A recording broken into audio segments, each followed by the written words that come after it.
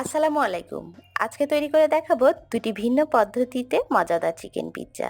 আর এই পিৎজাটা কতটা পারফেক্ট হবে সেটা নির্ভর করবে আপনি ডোটা কতটা পারফেক্ট ভাবে তৈরি করেছেন।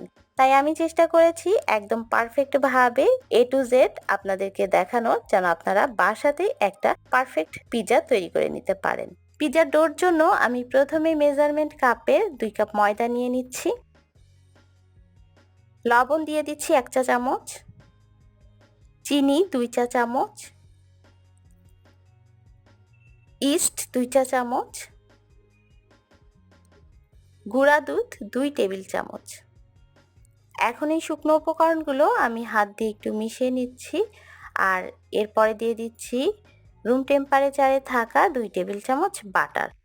বাটার দেওয়ার পর এখানে আমি কুসুম গরম পানি অল্প অল্প করে মেশাবো। পানিটা কতটা গরম হবে এটা হচ্ছে আঙ্গুল দেওয়ার পরে সহ্য করতে পারবেন, ঠিক এরকম কুসুম গরম পানি। পানিটা কিন্তু অল্প অল্প করেই মেশাতে হবে, আর পিৎজার ডোটা কিন্তু অনেক নরম হবে।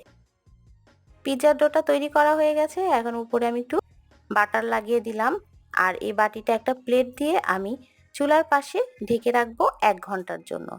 এর মধ্যে আমি পিৎজার টপিং এর জন্য চিকেন তৈরি করে নিব।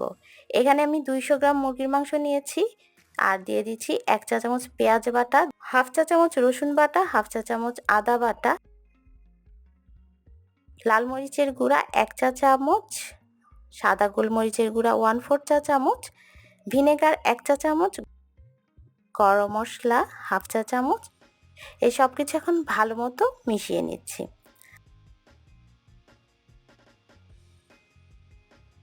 আর সবশেষে দিয়ে দিচ্ছি লবণ হাফ চা চামচ। আর চুলাতে একটা হাঁড়িতে আমি 2 টেবিল চামচ সয়াবিন তেল দিয়ে এই চিকেনগুলো এখন ভেজে নিব।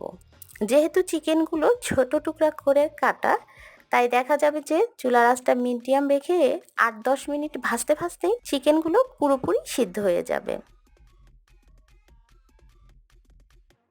8 থেকে 10 মিনিট সময় লেগেছে, চিকেনগুলো কিন্তু পুরোপুরি সিদ্ধ হয়ে গেছে, আর চিকেন থেকে তেলও উঠে এসেছে। এখন আমি চিকেনটাকে নামিয়ে নিব। 1 ঘন্টা পর আমি ডোটা চেক করে নিচ্ছি, ডোটা কিন্তু সম্পূর্ণ তৈরি হয়ে গেছে। আর এই ডোটা কিন্তু দেখে বোঝা যাচ্ছে যে কতটা সফট হয়েছে। এই ডোটাকে আপনি আরেকটু স্মুথ ভাবে মথে নিতে পারেন। আর ডোটাকে আমি 2 ভাগে ভাগ করে নিয়েছি, যেহেতু আজকে আমি 2টি পদ্ধতিতে পিৎজা তৈরি করব। প্রথমে আমি 8 ইঞ্চির একটি পিৎজা প্যান নিয়ে নিয়েছি। এখানে আমি সামান্য একটু ময়দা ছড়িয়ে দিলাম, আর পিৎজার একটা ডো নিয়ে আমি হাত দিয়ে স্প্রেড করে দিলাম।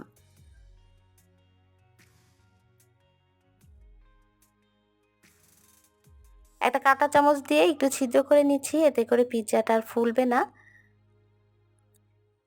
এখন দিয়ে দিচ্ছি পিৎজা সস। পিৎজা সস আপনারা বাসাতেও তৈরি করে নিতে পারেন। বাজারে রেডিমেড পিৎজা সস কিনতে পাওয়া যায়, সেই সসটাও আপনারা ব্যবহার করতে পারেন। কারণ পিৎজার আসল স্বাদ পেতে হলে আপনাকে কিন্তু অবশ্যই পিৎজা সস ব্যবহার করতে হবে। এরপর আমি একটু মোজারেলা চিজ দিয়ে দিচ্ছি। চিজটা আপনারা আপনাদের পছন্দ মতো বাড়িয়ে কমিয়ে দিতে পারেন। যে যেমন পছন্দ করেন সেই অনুপাতে দিয়ে দিতে পারেন। চিজ দেওয়ার পর আমি সেই ভেজে রাখা চিকেনগুলো দিয়ে দিচ্ছি।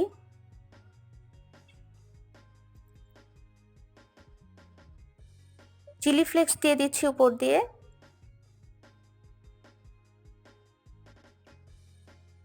সবুজ ক্যাপসিকাম ছোট টুকরা করে কেটে নিয়েছি, সেটা দিয়ে সাজিয়ে দিচ্ছি। এরপরে দিচ্ছি পেঁয়াজ কুচি। তবে পিৎজার টপিংটা অবশ্যই আপনারা আপনাদের পছন্দ মতো সবজি দিয়ে সাজিয়ে নিতে পারেন। এখন আমি উপর দিয়ে আরেকটু মোজারেলা চিজ দিয়ে দিলাম।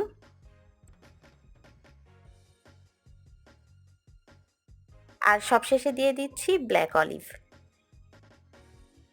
এখন এই পিৎজাটা প্রিহিটেড ওভেনে 170 ডিগ্রি সেলসিয়াস তাপমাত্রায় 15 থেকে 20 মিনিটের জন্য আমি বেক করতে দিব।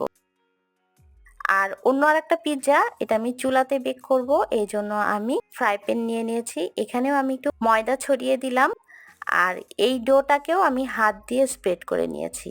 ঠিক একইভাবে কাঁটা চামচ দিয়ে আমি এই পিৎজাটাকে একটু ছিদ্র করে দিলাম।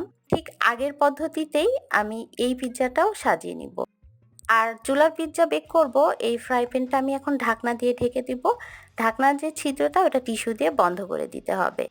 প্রথমে ফ্রাই প্যানটা চুলার উপরে বসিয়ে প্রথম 2-3 মিনিট চুলার আঁচটা একটু বাড়িয়ে দিতে হবে। ফ্রাই প্যানটা যখন গরম হয়ে যাবে তখন চুলার আঁচটা একেবারেই কম করে দিতে হবে।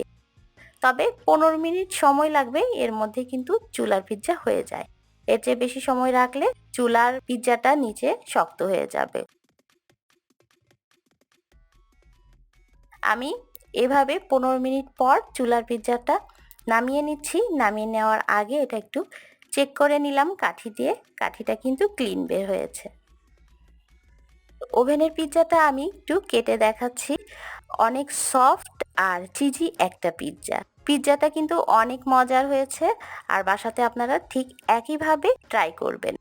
চেষ্টা করেছি পারফেক্টভাবে আপনাদেরকে পিৎজা তৈরি করে দেখানোর। আর পরবর্তী রেসিপি দেখার আমন্ত্রণ জানিয়ে আজকের মতো বিদায় নিচ্ছি। আল্লাহ হাফেজ।